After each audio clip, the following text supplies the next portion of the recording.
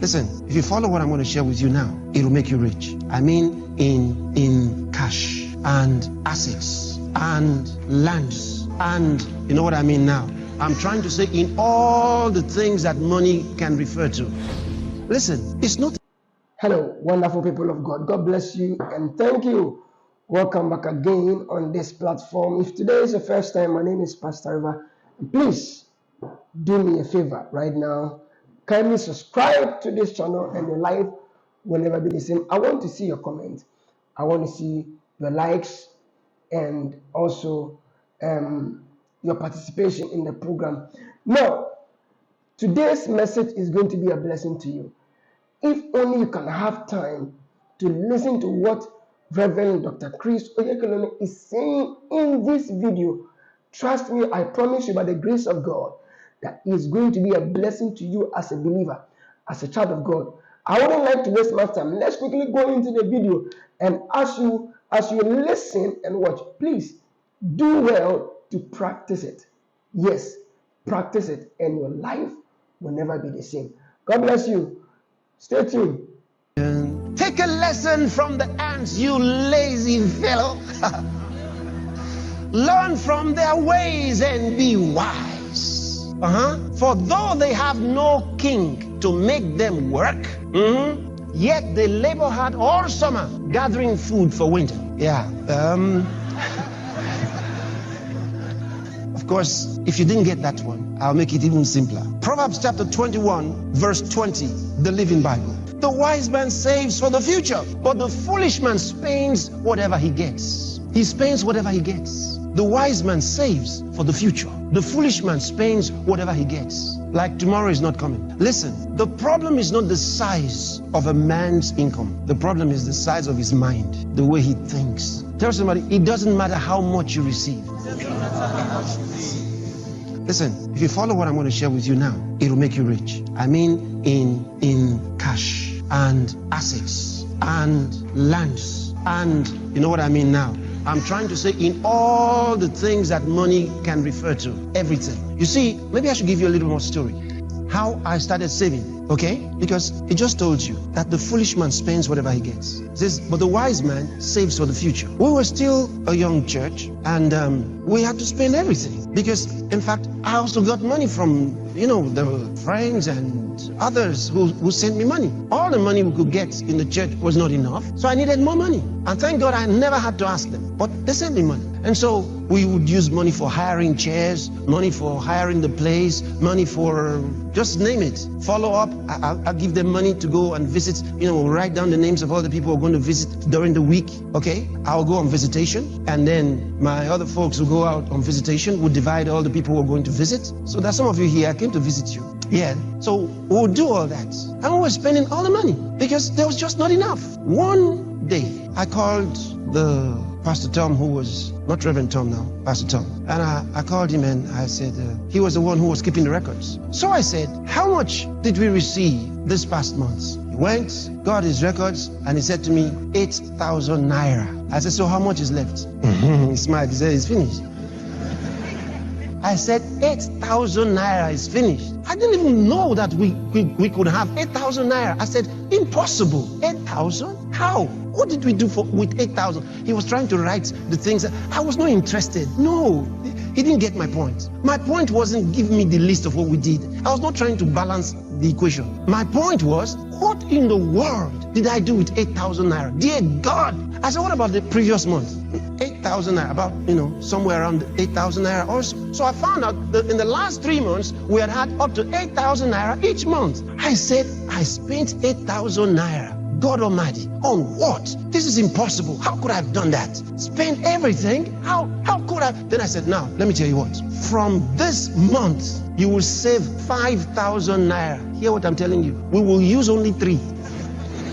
Listen to me. I didn't say save 3. We will use 5. I said save 5. We will use 3. He said, okay. That month, for the first time, he saved 5,000 naira. We operated with 3, and we had some extra over the 5. For the first time, we had money. Every time it finished, it was normal, and there was no problem. We weren't owing anybody, so we could have continued. But I said, what? That's wrong. I said, save 5. At the end of this month, we had 5,000 naira owing nobody. We were rich.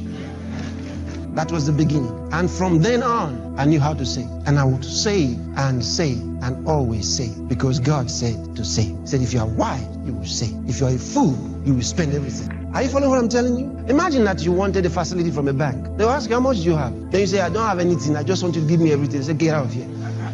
You have to have something. And from there, I started learning to have something. I saved 5, and the rest is history. I kept on saving. I kept on saving much more than I received, because I determined that I was not going to save 20%. No, not 50%. I will save more. 5 out of 8 to be saved. What a principle. So principle number 1, you already know it, right? Spend less than you earn. Much less than you earn. Be wise. Spend less than you earn. Don't say the money is not enough. I just told you. Listen, under normal circumstances, the 8,000 would have not been enough. I knew it. So that's why I wasn't interested in the list of things they were going to write for me. I knew that that would help me make an excuse, because everything in the list will be important. But I was going to also use the miracle power of God to work things out for me. That's why you have to connect with God. What one man is spending 1 million naira on, you will probably do for 100,000.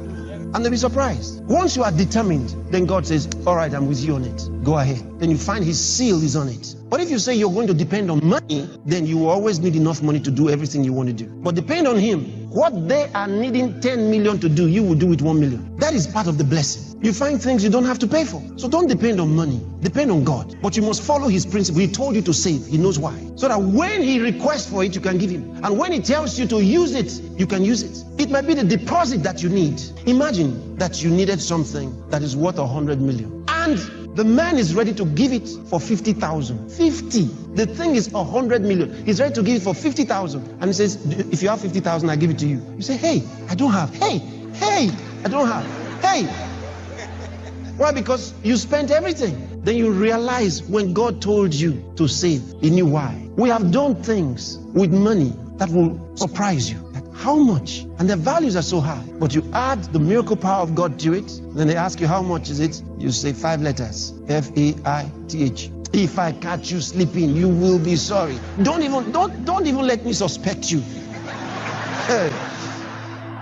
So keep your eyes wide open. Don't rest your eyes. And if you are meditating on what I'm saying, keep your eyes open and meditate.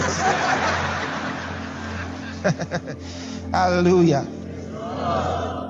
I want to show you a few things on saving just now. Just relax. Tell somebody, relax. So that's the first thing. Learn to save. Start saving. No matter how much you are receiving, start saving. Now, we will talk about where do you save. Do you put it in your house? Do you put it in the bank? Where do you now? You are saving. Where do you save? Because that's an important thing. See, it's one thing to have something you want to save, but where do you save it? I'll tell you. Now, the things I'm sharing with you are important because, you see, they come from the Word.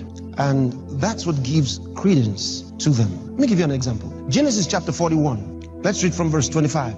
And Joseph said unto Pharaoh, the dream of Pharaoh is one. God has showed Pharaoh what he's about to do. You remember when Joseph interpreted Pharaoh's dream? You remember? Okay, next. The 7 good kine are 7 years. And the 7 good years are 7 years. The dream is one. Okay? And the 7th thing and ill-favored kine that came up after them are 7 years, and the 7 empty years blasted with the east wind shall be 7 years of famine. You know this story. Okay, 7 thin cows eating up 7 fat cows. What a story. Verse 28.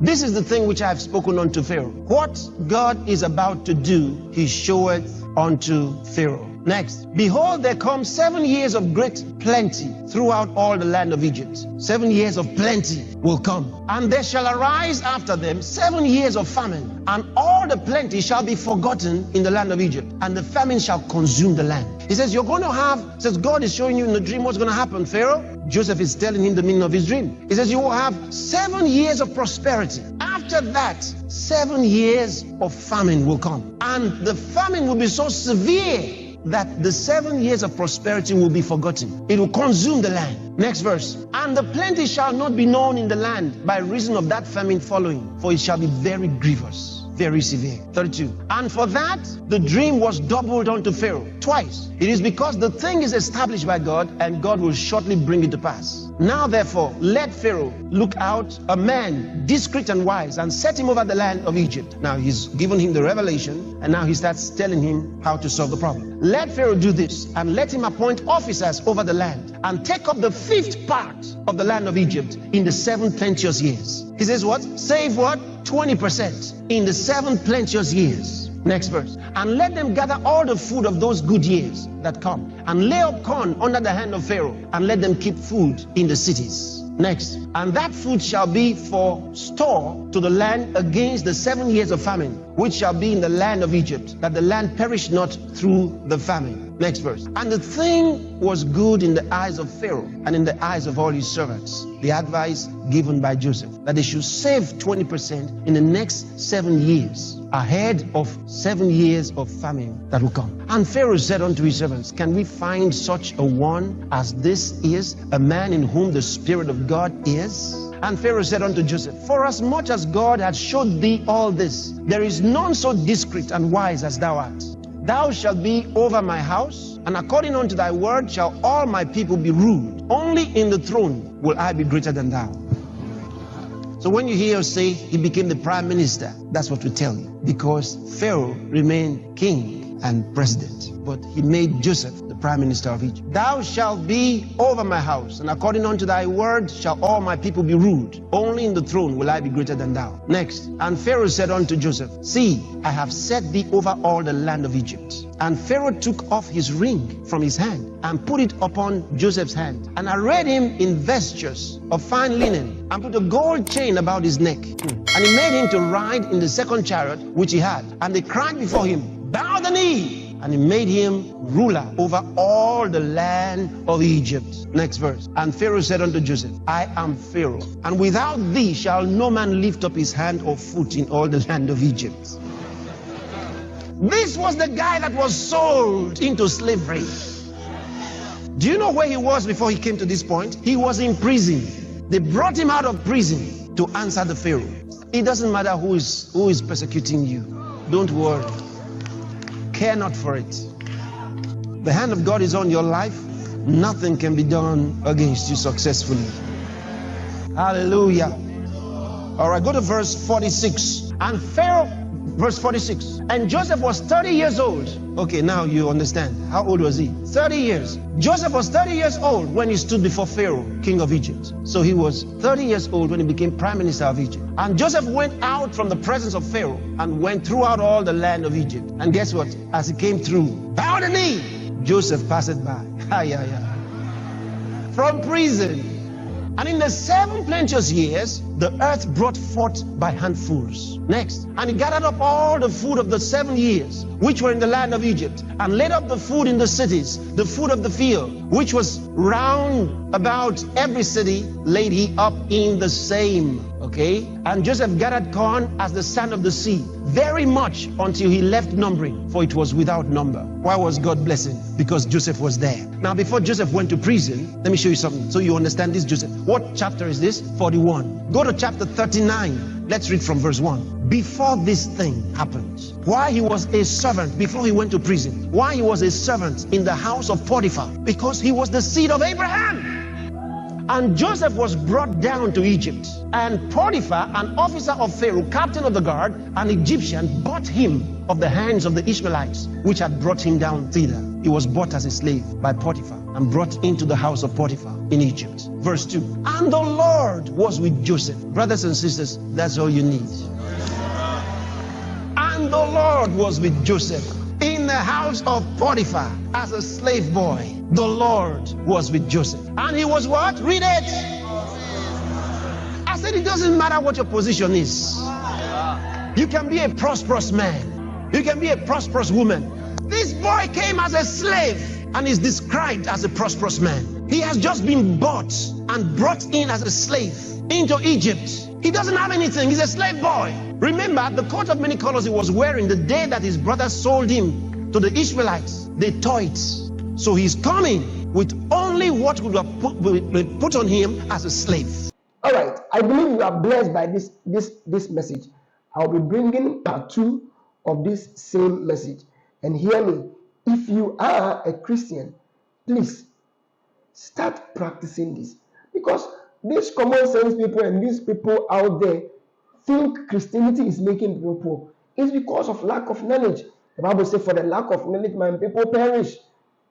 Some of you want to eat pizza all the time. You want to spend your money on girls. You want to give this one to this. It's about time you have to save. Saving is very necessary. And thank you very much for being a part of this podcast. My name is Pastor Eva. Please do me a favor by subscribing to this channel. And I'll see you in the next video. God bless you.